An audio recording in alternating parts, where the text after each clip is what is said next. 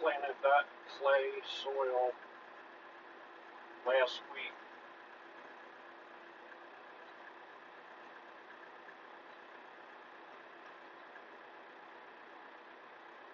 And it's coming up.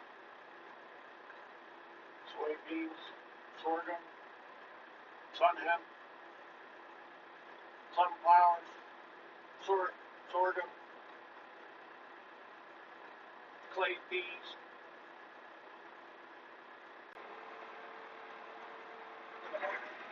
We're going to be planting in the dark here just shortly. See how that goes, see what that looks like.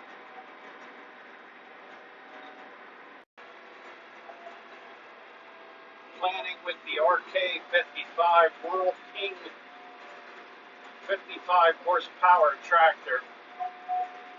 When it gets dark, I'll show you the lights that come standard with this thing. RK tractor sounds like a toy, but with a Yanmar diesel, Yanmar transmission, really nice cab tractor. Way cheaper than a Kubota. And for the amount of hours I'll put on it, it works just fine. Almost half the price what you pay for a comparable Kubota.